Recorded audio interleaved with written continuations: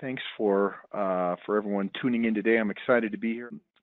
I'm a former high school business teacher and coach. I was a career and tech educator, so I helped students prepare for the future. And that was back in the 80s when there were more teachers and there were positions available. So I taught school for 6 years, but I was in 5 different schools in 4 different districts in 2 different states.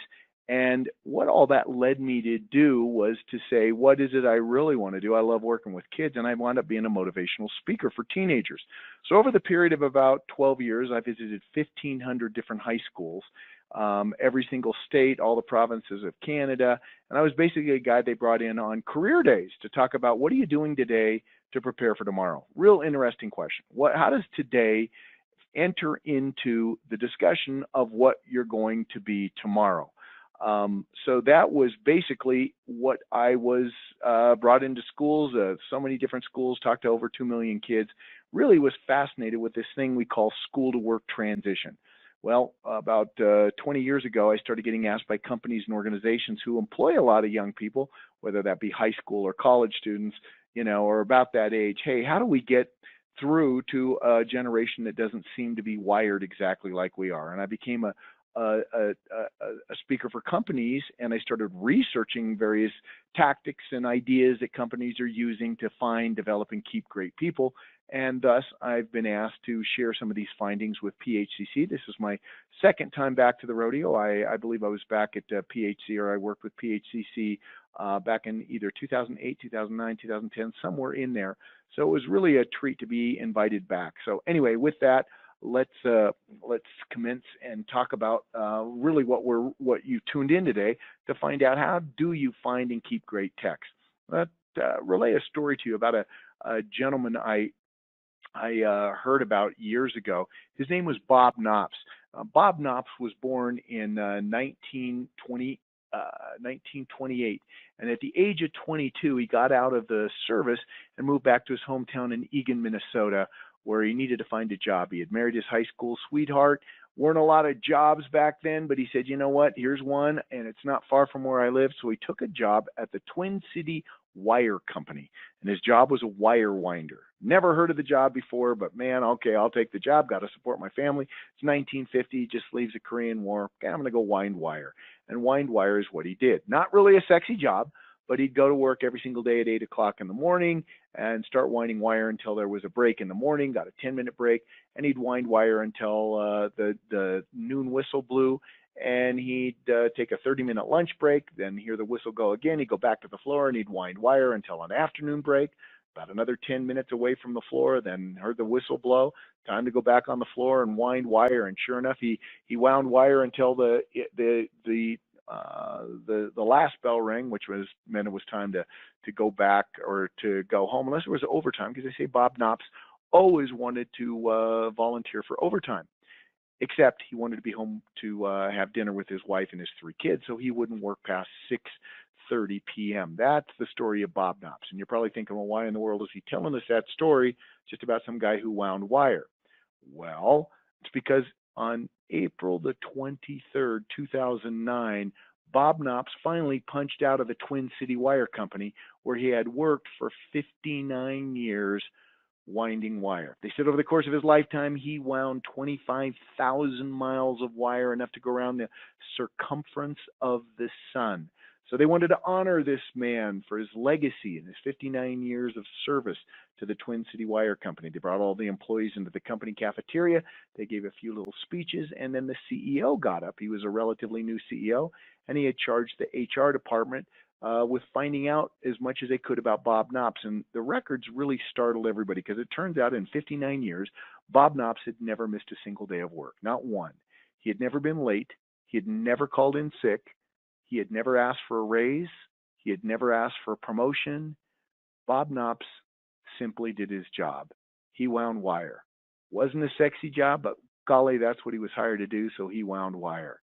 Well, they wanted to honor him, so the CEO decided to give him a little parting gift. They gave him a $1,000 United States savings bond.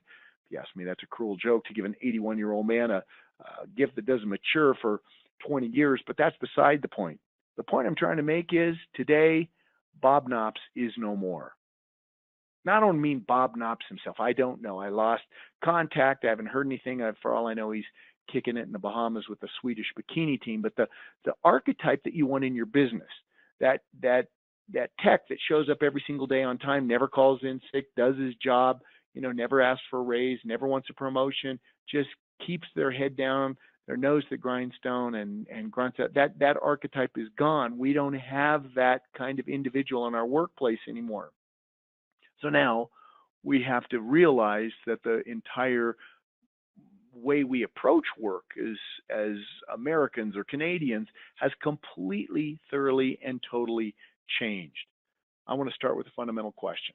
I want to ask you, what is it that you're really looking for when it comes to finding people for the company that you run?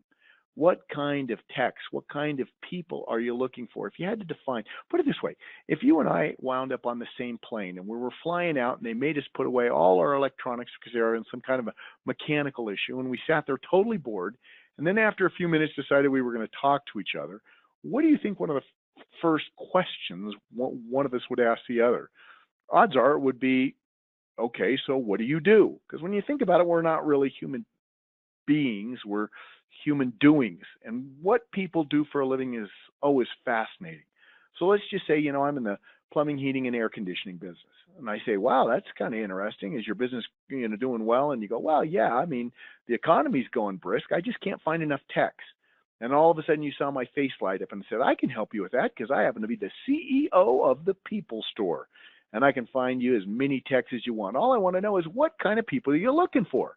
And let's say right then, as soon as I ask you that question, the pilot comes over the loudspeaker and says, attention, ladies and gentlemen, all our problems have been rectified and we're going to be ready to take off in another 30 seconds. So you only had 30 seconds. If I asked you to give me the adjectives that describe the people you wanted in your organization, and you're only able to give me 5 words that really describe the people you wanted in your organization, and I gave you a total of 30 seconds to do that, and you saw a countdown, let me ask you a question. What words would you put in that blank?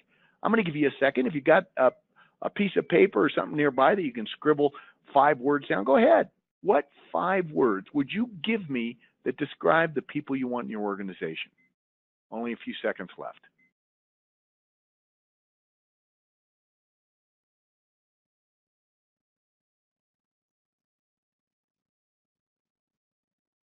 Okay, now maybe that wasn't enough time for you to fill out your complete all 5, but you got to start. Here's what I want you to do. Next to each of the words you just wrote down, put a little empty blank, because we're going to divide those words into 1 or 2 buckets. See, I believe the word you wrote down either happens to be somebody's trainable skill, or that it happens to be a core value, something that is true about that individual that you would want to hire. Is it a skill, or is that a core value? Put an S in that little blank if you believe it's a skill, and put a CV if you believe it's a core value. Okay, gave you a little time to do that. Doesn't take much time. Here's the thing. I have interviewed over 1,500 different business leaders, owners, and operators. And I've asked them this very question. What kind of people are you looking for in your organization? I asked a guy at the end of my street who owns a pizzeria. I've asked the CEO of Harley Davidson. And I've had a huge amount of individuals in between, people from banking and finance, people from transportation, construction, manufacturing, the retail industry, hospitality, you name it. I've asked just about everybody that I can think of who's a leader. If you had to define the people you're looking for in your business, what would they be? And what's amazing is I find I hear the same comments from just about every kind of employer. Let me see if we have any of these words down. If my words match some of the ones you've got down. Maybe you have something, I want people in my organization to be cheerful, to be upbeat, to be happy, to be kind of outgoing. I'm looking for positive people. Now, if you said positive, I want you to just, go ahead and check that off your list. Something around positive, something about attitude. Maybe you said, I'm sick and tired of dealing with, this absenteeism and people who just don't show up when I need them. And I'm looking for people who are reliable. I wanted to be there and be there when the job is ready to do, is ready. And, you got to show up and you got to be ready to go to work right away and not just stumble in anytime you want. And you got to stay there until the job's complete. You can't just leave just because you heard a whistle blow. I need people who I can count on. You know what? I want people who are professional. When I say professional, I'm not talking doctor, lawyer, architect. I'm talking about people who know how to separate their personal from their professional lives. They're going to show up dressed the way that you need them dressed, attired, right? They're going to have their safety shoes on. They're going to be wearing a vest if you need them to wear a vest. They're going to, they're going to know what words to use in an environment. They may be in somebody's home or in a business type of environment. You can't just say anything that comes to mind. We need people who are going to take a professional attitude towards work, and we want people who are going to go above and beyond. Take some degree of initiative, which means they're going to want to learn more as much as they can learn about the job. They're going to want to go above and beyond to delight every single customer or client that they do business with. They're going to want to invest themselves fully and put in the elbow grease that's necessary to do a great job. Maybe you have down the word, I'm looking for people who are going to respect my rules because there's a way we do things here. That's what sets my business apart from a competitor is we have a certain process, a procedure. We want everyone to follow that. And that means they got to respect that rule. They don't have to like the rule. They don't have to like the person that gave them the rule. By golly, they've got to respect that rule. And we want people we can trust, right? We send them out to do a job and they tell us they did something. We want to know that that's true. We don't want to have to install security cameras everywhere to find out if our people are showing up and doing the job and dressing the way we want them to dress. And, if they call in sick, they're really sick. They're not just, taking a day off to go play Frisbee golf somewhere. We know what they tell us is true because that's the only way we really can have a great relationship with them. And last but not least, we want them to want to be here. Want means there's a certain element of gratitude. Hey, thanks for this opportunity. I'm going to give you my best. See, positive is the way you feel on the inside. Gratitude is the way you show it on the outside. It's the backbone of customer service. I'm going to be I'm going to be grateful that I have this job, and I'm going to make sure that my customers know that certainly my teammates know that, the people that I work with, and I want my boss to know that I have gratitude in my heart, that I don't take this job lightly. And so we look at those things and say, okay, we got seven. Wait, I told you only write down 5. Maybe we're sitting on the airplane. I say, okay, 5. I told you 5, and you gave me 7. Tell you what, I'll split the difference with you. You just cross out one of those things. One of them that you feel like, you know what, my people could be successful working for me if they only brought 6 of those to the workplace, and you'd probably be hard pressed. You'd probably look and go, no, all of those, I want positive, enthusiastic people who show up every single day on time, dress like a pro. I want them to go above and beyond. I want them to do, to respect our culture and to do what do things by the book. And yeah, I want to be able to trust them so I know they tell me the truth. And by golly, I want them to want to be here because that will certainly translate into a great customer experience for everybody that calls on our company. All right, so we've got a list of non-negotiables. Trouble is, they're kind of squishy. We don't even know how to classify those. But then I thought, I do know what people are talking about. They want folks to work for them that have a great work ethic. I want you to think about that a minute. Work ethic. It's probably the reason that you're in business. It's probably the reason that that we have a great infrastructure in our country because we grew up with the Bob Knops, that paved the road for us to drive in. I mean, figuratively and literally. I mean, we were beneficiaries of the greatest generation and generations before who had a strong work ethic. But today, it seems to be one of the biggest challenges we have. And I'm not just talking about younger employees. I'm talking about people of all ages who are in the workforce right now. And maybe you're thinking, okay, so isn't that something they're supposed to bring to the workplace? That's not my job. Well, I worked with a number of managers and they said, we need a source. We need to figure out how to infuse people who may have the technical skills, but they just don't have the work ethic. So I went looking for a book and couldn't find one. And then I decided to write one. So the book that I wrote was called Reviving Work Ethic, A Leader's Guide to Ending Entitlement and Restoring Pride in the Emerging Workforce. And so many people went, wow, what do you mean work ethic? So I said, okay, let's start with the definition. And I tried to look for the definition. I couldn't even find one, not even in the dictionary. I had to break it down into 2 words, starting with the second word, ethic. Ethic comes from the Latin ethos, and it means when you're dealing with the good or the bad or your set of your moral principles, it's the way you see the world. You take an infant has no ethic because they really have no knowledge.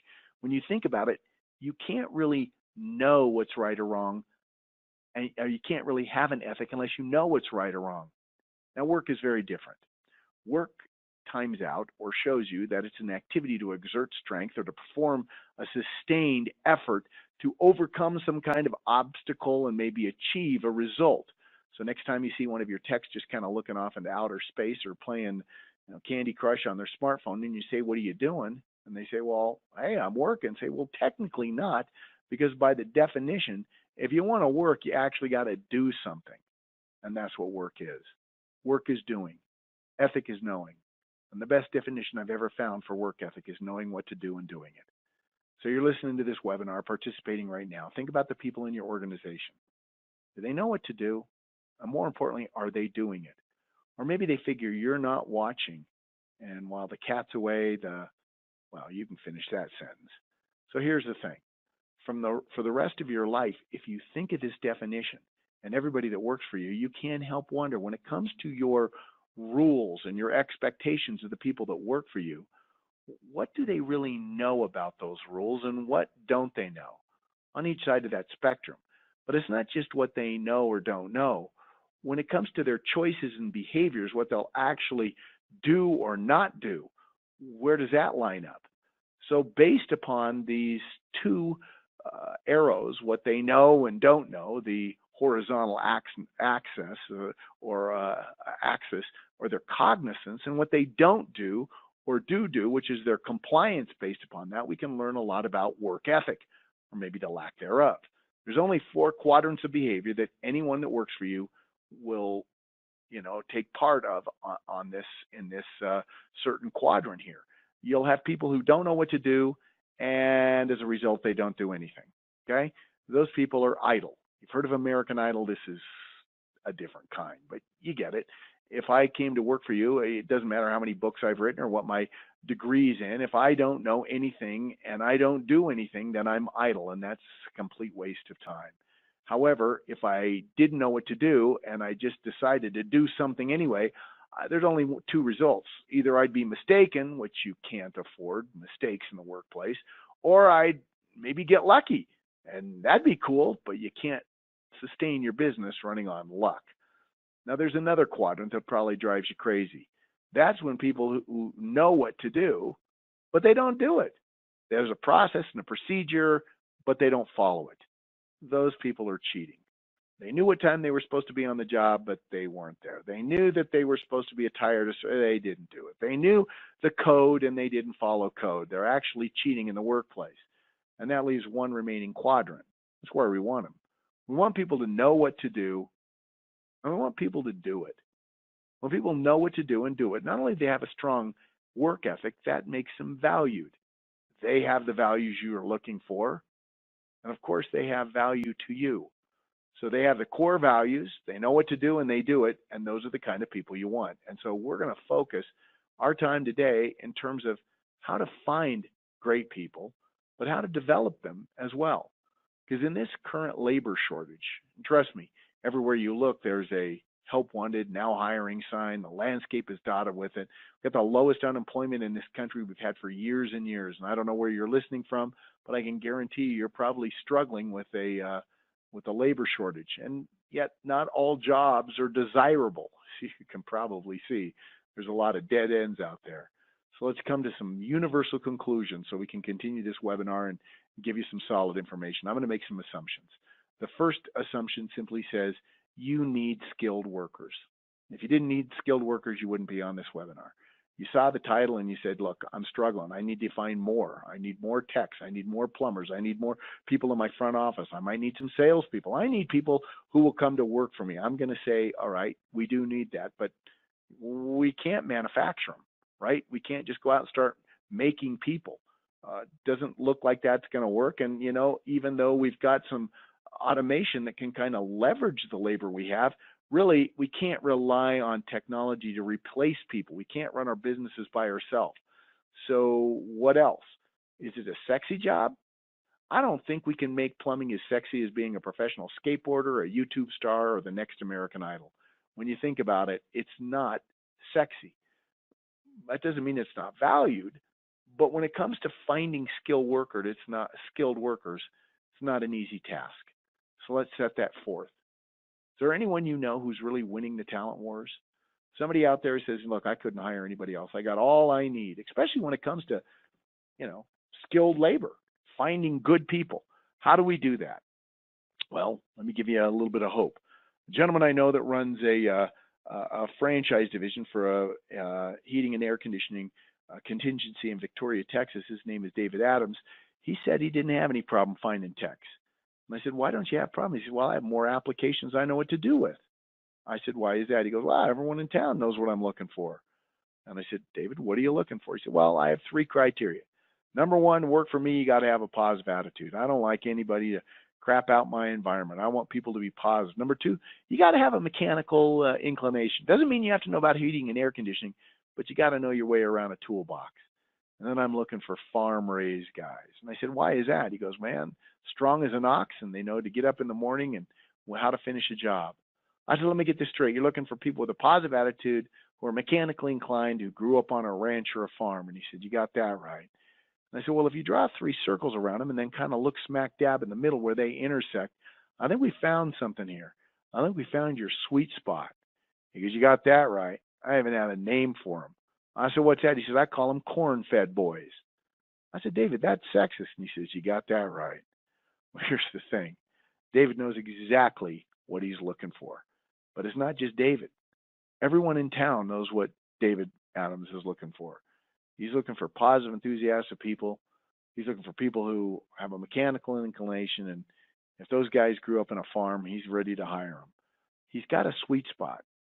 And every client that he calls on, when he leaves or his team leaves, they know what he's looking for. Every vendor partner, everyone who sells him anything that he needs to do business, knows what he's looking for. Every one of his employees knows what he's looking for. So he's got a bunch of arms out there, tentacles in the community, looking for somebody who's got a positive attitude, who knows their way around a toolbox and grew up on a farm. And when they find him, you know where they send him? They send him to David. Which brings me to another question here. What's your sweet spot? Now, if you had to define it, and you couldn't use David's model, and you said, you know, I want to make sure everybody knows my sweet spot, what I'm looking for in my business. Odds are it may sound similar, but if it's different, or even if it is similar, everyone needs to know, right? You need to have a team of people out there looking constantly to help you. See, it's been my experience that most employers, they struggle. They struggle to find the right people because they maybe have a different approach. Kind of my approach to fishing. I'm not very good at it. I go get the cheapest pole I can. I put some bobbers and hooks on it, and I might find night crawlers or a lure or salmon eggs, and I just go out and sit in a boat. I live in Colorado, and I want to find a place where I can be by myself and float a hook out there. And most of the time, I don't catch a fish. That doesn't mean it's a bad day, because I'm really not there to fish. I'm there to get away from a Wi-Fi signal. Maybe you might have the same approach when it comes to hiring. A lot of people do. They just troll. They throw their bait out in the water, and maybe they just put an ad out or two. Maybe they use one of the bigger websites, the Indeed or the Monster or Career Builder. Maybe they're advertising on Craigslist. And they go, wait a second, no one's taking my hook, because they just are out there fishing along with everybody else. And it doesn't seem to work. So here's what I say. You got to stop fishing, and you got to start hunting. Hunting says I know exactly what I'm looking for, and I'm not going to take a shot at anything else. I know exactly what I'm looking for. I know whether it's if I'm hunting for an elk, I know what if I'm looking for a buck or a doe. I know if it's a buck, how many, what size antler, what size rack. I'm going to learn the behaviors. I'm going to go right after them. I'm going to find them, and I'm going to nail my prey. That's what you have to do. You have to be that committed that you know specifically what you're looking for. It's a lot easier to find a specific target than it is to find, hey, I'm just looking for good people, because that's too nebulous, and nobody knows exactly what that is. But when you specify and say, I'm looking for somebody that fits this exact mold, they actually become easier to find, not harder. So, Eric, where am I supposed to hunt? I'll give you 4 different ideas here, maybe 5. Number 1, you want to hunt friends. People like to hang out with people that are like themselves. So if you want a duplicate of your existing workforce, Go to all your employees and say, hey, if you know anyone that wants to work here, send them my direction. In fact, if you really want to inspire that behavior, reward those people. Give them gift cards, cash awards, whatever you want to do, incentives, so that they send you people that could go to work for you. The problem is you probably don't want to duplicate your workforce. You have some top achievers, you have some people who are struggling, you have a lot of people in the middle. So if you go to everybody and say, hey, I want to find other employees, you're probably going to repeat that. You know, a few top performers, a few bottom performers, and about everybody else just middle of the road. Why not take your time and go to your top achievers and really make it worth their while? Make sure I want to find another person just like Jake, because Jake is there every single day. He's always got a positive attitude. He's constantly trying to learn more. Man, if I have a problem, I know I can always call Jake. If Jake is what you want, make it worth Jake's while to find you another Jake. Go ahead and tell him. Tell him how much you love him and why. And say, if you can find another person just like you, here's what I'm willing to do. And make it so he can't say no. That will assure you can find the best people that are out there that may be looking for an opportunity but might not come knocking at your door. They're people that you can break through your existing employees. So number one, hunt friends. Number two, hunt schools. Well, I was a career and tech educator. I on occasion people would come to my classroom and they'd say, hey, I'm looking for some students, and maybe they'd take time to form a relationship with me. Maybe they'd sponsor one of my school activities or become a judge in one of the competitions that I had to run for my students, or maybe they didn't invite us to come down and tour their facility, which would be a cool field trip, or maybe they'd even offer to be a guest speaker, but they always tried to give back a little bit. When I found people like that, I knew that I wanted to help them. So if they asked me, look, I'm looking for 3 people, these are the hours they've got to work, this is he described them or whatever, I knew which individuals to send their direction. So here's what I say to employers that are on the phone. Think about the schools that are in your area. Maybe high schools, you go, well, that might be too young. Do you know the technical schools? Right? The trade schools. Do you know any colleges or community colleges? And more importantly, not just do you know that these exist, do you know somebody in there? Do you know the person who's teaching the kind of courses that you need to recruit students who have had those courses? That's where you form your relationship. That's where you go in and you try to volunteer, do whatever you can to help them, because if you're giving to that individual, it's a lot easier to take. And trust me, schools now take a lot of heat because it's not just reading, writing, and arithmetic, but a number of the schools also have trade and technical programs. I know not every school has this anymore, but maybe the nearby technical high school has it. And you can go in and form relationships with people who are teaching skills level courses, because they found kids who enjoy working with their hands. So I would strongly suggest that you form relationships with those individuals. Again, don't just come in asking for people. Go in and ask what you can do for them. You'd be surprised. If you do great things for them, they'll do great things for you, and it seems to work out. Next, make sure you're hunting social media. I'm talking about more than just posting an ad on a Facebook page or a Twitter page. I'm talking about really mastering social media. Now, here's the thing. You don't have to master social media. You probably have somebody working for you that has already found ways to leverage and master social media. Those are the kind of people that you need to involve in your business. You need to get them excited about helping you use that medium to find key people who would really enjoy working for you. And it's called developing relationships. It's just social collateral, finding people in our community who really like what we're doing. And then a lot of times that's just, using hashtags or joining certain groups just to find people who really have an interest. I can guarantee there are people who are chomping at the bit to work in an organization such as yours. And you can find them via social media if you really use the tool like it's meant to be used, rather than just a broadcast post to everybody, letting them know you're looking for a HVAC tech or a plumber. So definitely hunt social media. And last but not least, hunt your competition. I'm going to let that soak in a minute, because I know what you're thinking. Hey, Eric, are you openly advocating that we go out and try to steal employees from other HVAC, plumbing and heating, air conditioning competitors? Yes, I am. See, here's the thing. You'll be doing everybody a favor. Why? Because you're just going to make people become better employers, or get out of the business. See, if we're competing for employees today and competing for labor, we really have to look and say, what does that mean? It means we have to be a better place to work. If you can go and offer a job to somebody who's working for a competitor and they say, yeah, I want to get out of that place and come work for you, well, then by golly, you've helped that individual. And if that company hasn't learned that they need to be better, a better employer, well, then it's a lesson they need to learn. Are you confident enough that if some other company came and tried to lure your techs away, that they'd stay? Is it just money, or is there something more? That's the thing you need to ask yourself. See, I got a philosophy. When it comes to all these tactics and techniques, you got to create a pipeline. That means you want talent that's coming to you, not that you constantly have to work. And there's a 8-letter acronym I provide, and it's called Yoga Whippy, which stands for you only get out what you put in. If you spend all your time just hunting for customers, you'll find a lot of customers, but your labor force isn't going to be what you want. So you got to spend as much time finding, developing, and keeping great people. The focus has got to be there. When you focus on that, you find the business just kind of comes your direction, because everybody wants to work with a firm, a company, an organization that has great people there.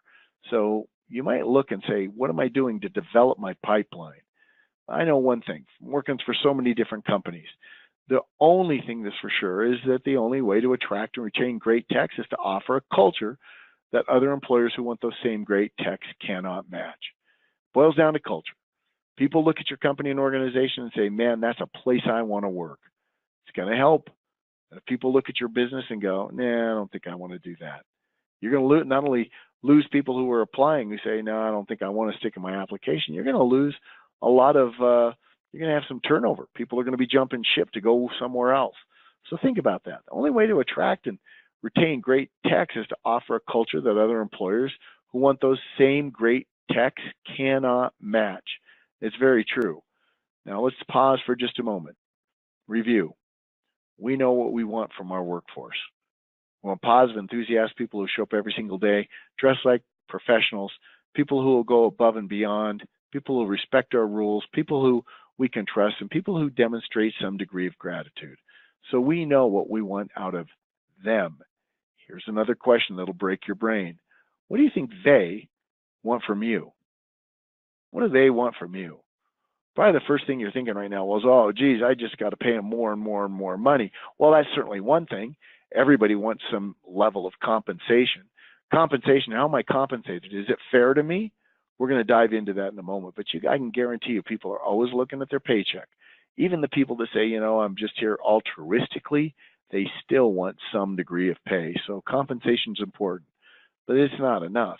People want to work for a company that they believe in. There's some degree of alignment.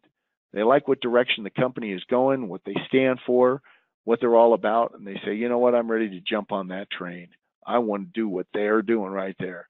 So compensation and alignment are important, but they're not all, because no matter who it is, people want some kind of atmosphere in their workplace. And that simply means, what kind of coworkers am I with? Do I like or even just respect my boss? Is there any modicum of effort that goes into making sure we're safe when we're here? They're really looking out for me.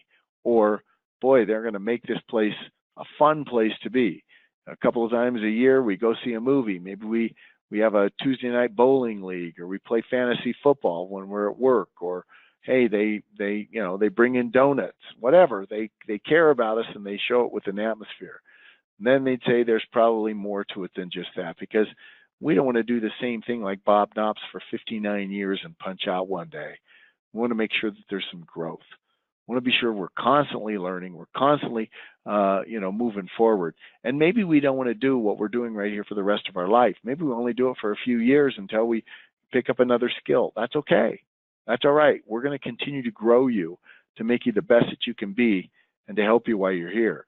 And by the way, we want the workforce is saying we want some degree of autonomy. We don't want someone just barking orders at us all day. Take some time, hold our hand, tell us what we need to do, but then let us go do a job. And if we mess up, don't treat us like a defective robot, for crying out loud. Give us a chance to make a decision. And if it doesn't work, well, just coach us and help us. Don't treat us like a defective robot. Give us some degree of autonomy. Is that all? Nope, nope, nope. Because I want to know what's going on around here. I demand a level of communication. I want to know, are we making money, losing money? What makes us profitable and what doesn't? By the way, are you gonna make any significant changes to the company? If so, what are those changes, and how in the world can I take advantage of those changes? And are you listening to what I say, my feedback? Because by golly, I want to be heard.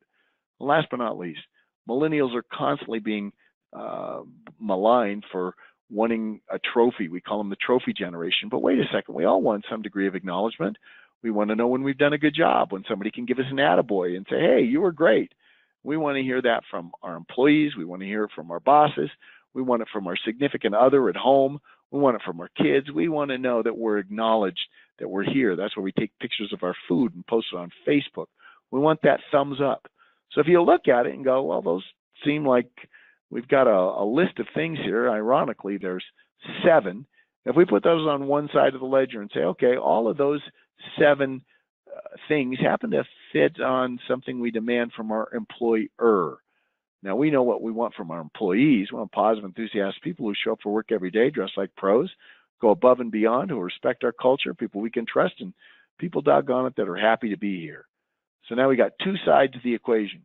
And when both sides get exactly what they want, we get this magical word called engagement. You hear it all the time because employee engagement is just a huge problem in America. In fact, it's not engagement that we want, it's what we fear, which is this thing called disengagement. See, disengagement is that thing that we hear about it. I mean, the Gallup company says that almost 3/4 of our workforce fits into a bracket called either not engaged or actively disengaged. They don't like us. They don't like who we are and what we do, and maybe they just quit on us and never tell us. So we sit there going, what's happened to my workforce? Why are they the way that they are? So we'll settle for engagement. Seems like a victory, but you see, there's more to that. What about really employees who really go for it? People who don't just show up, they're on fire at work. That's what I wanted to study. Companies and organizations that have a history of getting people that go above and beyond all the time. So I studied them for 3 years to write a book called On Fire at Work, How Great Companies Ignite Passion in Their People Without Burning Them Out. And I got to the CEOs of companies that are continually winning awards for being the best place to work in their respective industry. I got a chance to talk to Bill Marriott, people at the Apple Company, Ben and Jerry's, talk to folks in retail and restaurant and in airlines and transportation and insurance and mechanics. I mean, I talked to all kinds of people, and I wrote this book, On Fire at Work. And here's what I know for sure. Yes, there's indeed 7 cultural pillars, and every employee looks at those things and goes, what kind of company do I want to work for? I want all of that. I want compensation. I want to work for a good company. I want to make sure that there's some modicum of fun here. I want to be able to grow my skills or grow within the company. I want to be able to make some choices. I want to know what's going on here, and I want people to listen to me. And by golly, I do a good job. I want people to acknowledge me. So we're going to look at just a few of those areas, and then we'll call it a day. Look at just a few of them. Let's see if we can even get to just 3 of them. Starting with this one, compensation. Everybody struggles with that. When you think about it, it comes from the 17th century Latin word compensat. Compensat simply means to balance 2 things, one against the other. And for most employees, they go, okay, I have a little scale in my head, and it's the time for money scale. Maybe we came up with that. Maybe we said, hey, wait a second, we've got the money, but we need your time. So we decided to pay them like that. How many hours are you putting in? I'll just multiply that times how much I give you per hour. I'll subtract taxes, and that's good enough. The problem with this model, even though it's real simple to calculate, is it doesn't do anything to really motivate people.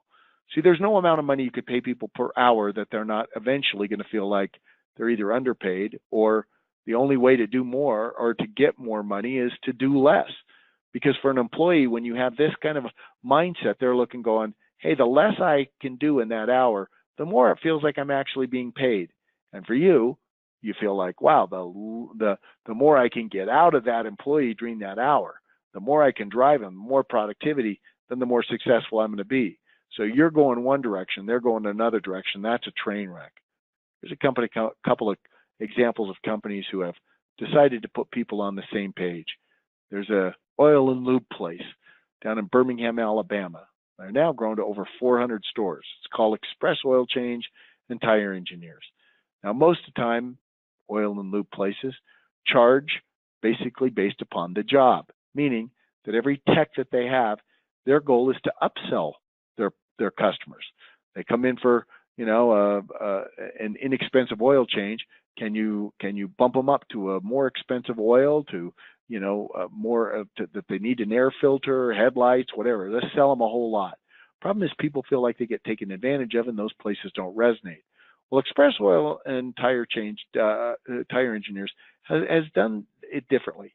They've gone to their workforce and they said, look, we're going to give you an incentive. Yes, you'll get an hourly check at the end of the week, but you're also going to get a performance bonus. So it's actually a bonus based upon the total sales we've done here. If we meet our quota, we're going to reward everybody every pay period based upon car count. How many cars actually come through? Well, you know what would bring you back time and time again is if you could trust a technician. Somebody would bring your car in and they go, look, you don't need 4 tires. Let's just air up these front 2. I think you're good for another 5,000 miles. Or, hey, wait a second, you haven't put on enough miles. You've got a synthetic oil in there. You're great for a few thousand more. See, then we'd go, wow, I feel great about bringing it to that certain place. And that's why Express Oil Tire and Express Oil Change and Tire Engineers has grown so fast, so big, and is such a strong brand now. It's because they just compensate their people differently. So think about that. Another example would be the Mars Company, headquartered in McLean, Virginia. You know, they're always listed as one of Fortune's top 100 companies to work for. And it's rare because they're a private company, meaning, they don't have to share what they're doing with anybody. That data can all be privatized. Well, I got a chance to talk to number 5 in this company. It's a huge company. There's over 70,000 employees. And I got a chance to talk to number 5 and say, what makes Mars different? What his answer was really shocked me. He said, I have to punch in every single day. I said, what? You're number 5? You're a C-level person with 70,000 employees you have to punch in? He goes, yes, but so do numbers 4, 3, 2, and 1. Nobody is asked to do anything that everybody isn't held responsible for. And I said, wow, this seems kind of cool. He goes, yeah, I constantly, take care of in terms of getting here when I can. The Mars workday, for example, begins at 8:30 in the morning in McLean, Virginia. Now, if you're there at 8:40 or 8:45, nothing happens. But if you're there any time before 8:30, even a minute early, you'll get a 10% bonus on that particular day. So here's what's really cool. They say sometimes the CEO is caught running from the parking lot to punch in because you can imagine what a 10% bonus on that day is like. See, instead of punishing people for being late, they reward people for being early. It's just a different way of looking at compensation. Why continue to threaten employees and tell them, here's what we're going to do to dock your wage? Why not just find metrics that they can achieve and say, we're going to reward you when you achieve these metrics? That's what Mars does. I'm going to talk about a little bit about autonomy and growth. I'm going to use a restaurant for an example. I live in Golden, Colorado, and there are 26 restaurants now under this banner, Tokyo Joe's. You see the sign that says healthy, fast Japanese. You go inside, it's a quick service restaurant, which means you order at a marquee off a signboard, and they give you a little number to put on your table. When your food's ready, they bring it right to you. And there's a strict rule. There's no tipping. So they don't want to give any tips out. They want service to be great without providing a tip. That's real interesting because a gentleman by the name of Larry Leith founded Tokyo Joe's. Larry one time had a full head of hair. In fact, he said he was a Woodstock veteran, but he also fashioned himself as a broken toy. He said, I was really a hellraiser, and I gave my parents a big fit, and I didn't really conform to everything everybody was doing back in the day, so I'm not going to hire people like that. And he goes out and purposely looks for what he considers broken toys. You go into his restaurant, and you see a lot of a lot of kids that are pierced and tattooed. In fact, he actively recruits those people with signs that say things like the few, the proud, the pierced, or whatever. He's actively looking for a different kind of individual that you might find at a Chick-fil-A or at a McDonald's. And what's really interesting is the growth that he provides for everybody that comes in there. You know, most kids that go to work at a fast food restaurant, they're only thinking about, they're not thinking about, I'm going to be here forever. They're thinking, I just need something real quick, so I'm just going to take this job for as long as I can stand it and leave. But on every single table, there's a table runner that looks like this. When I say a table runner, I mean just a little signboard that you can flip over. If you'll study this real carefully, you'll see that there's two sides. On the left-hand side, it says, here's the front of the house. That means people who are actually dealing with customers. And then you see the kitchen side, and that's people who are, working behind the scenes. And what they basically do at the bottom, what Larry has done, is at the very bottom, he shows salaries for rookies, meaning somebody with no experience, up to experienced supervisors, assistant managers, and then all the way to the manager level. So he says, here's what you can make by working here, all the way to a level 5 store manager that can make $50,000 plus a year, plus, insurances and vacation perk and paid time off. And what it does is it takes young people who may have no desire or never thought about being there for an extended period of time, and it turns them into, wow, this could be a great job. So that's what they're doing. Here's a question for you. Do you articulate a career path for the people that work for you? Or do they just see it day to day? This is how much money I'm getting to be here today, and I don't know what tomorrow brings. Or do you know every person that works for you and what their ambitions and their goals are, so that you can help them bridge the gap between where they are and where they want to be? Even if where they want to be isn't within your company, that's completely and totally your responsibility. A couple of more quick stories here. I love talking about the Marriott Corporation. That's Bill Marriott right there. And the Marriott Corporation is always being recognized as being one of America's best companies to work for.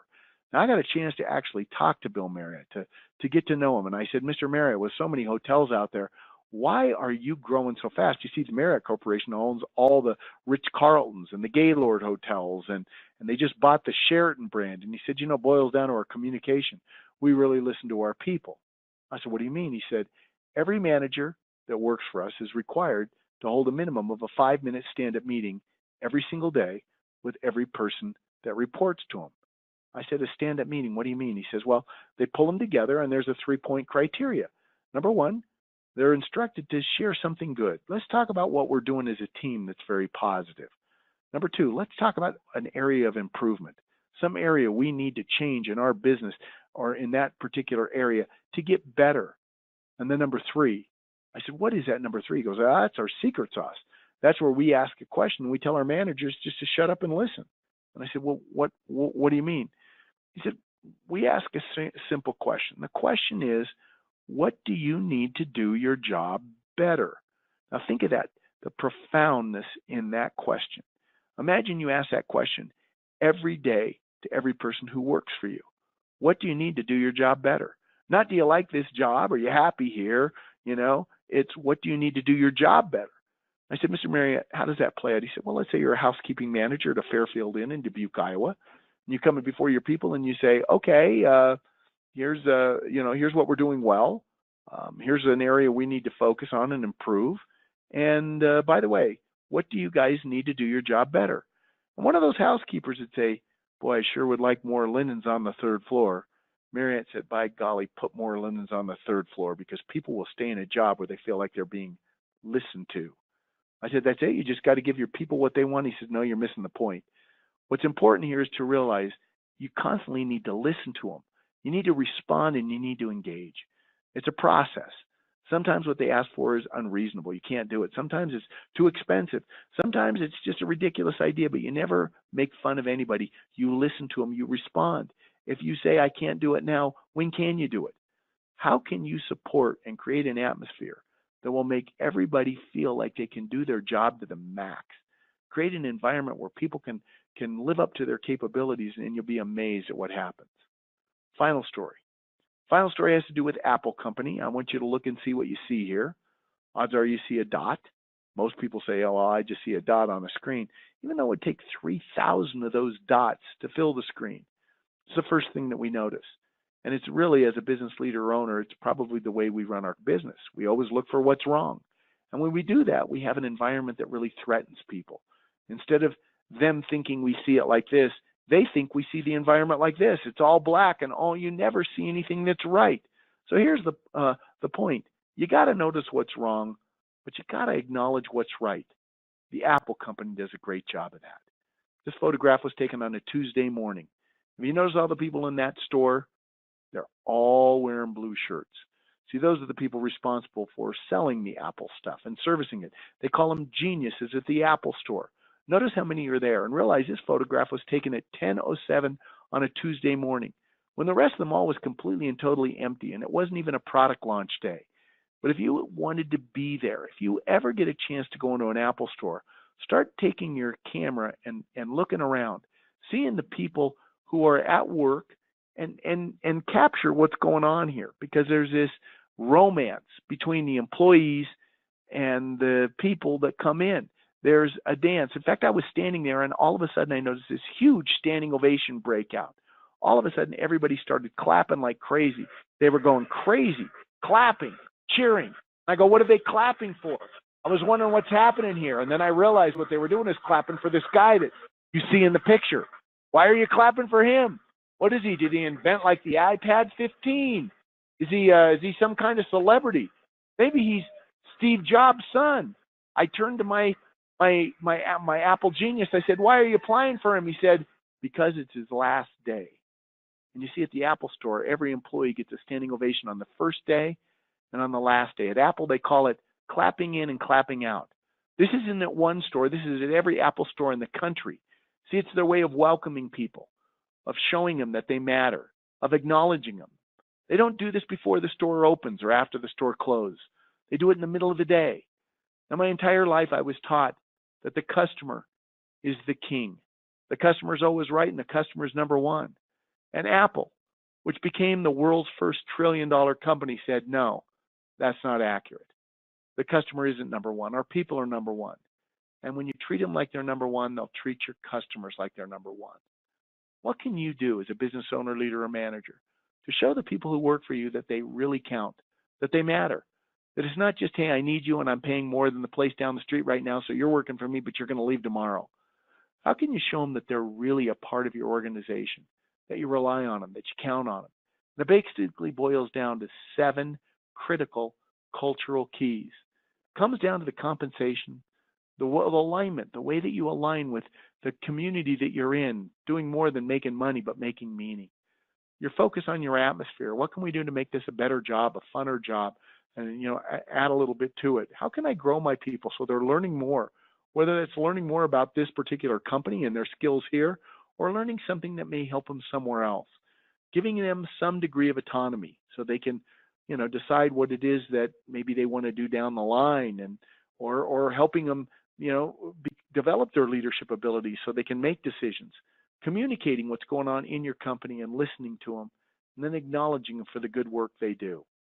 Well, that's about the end of the webinar. I would invite you to go to ericchester.com and put PHCC down, where you'll be able to download the slides you just saw here, and several other key resources and videos that I make available to my clients. Just the only advice that I'd give is just to make sure that as you think about normal business throughout the course of the day, and most of us are looking at problems that we have and trying to figure out how to get more business, I would just challenge people to also put in your metric here. What am I doing to make this a better place to work? Why is it better today than it is tomorrow? Some people say, look, all the things that you mentioned, I mean, come on, we're not Google. I mean, Google's always rated as America's top company. We don't give 3 p.m. massages. We don't start people at $250,000 a year. We don't have a petting zoo out back if they choose to bring their kids to work. That's not us. Well, here's the thing. You don't have to be Google. You just have to be better than your competitor. You just have to be, and it's not just about money. You might lose the compensation, but if you can win on those other 6 points, bingo, you're going to be a place that retains great employees. So do the best that you can along all of them, and ask yourself every day, how can we be a better place to work today than we were yesterday? And if you're constantly asking that question, you'll make the right decisions, and you'll wind up winning this talent war.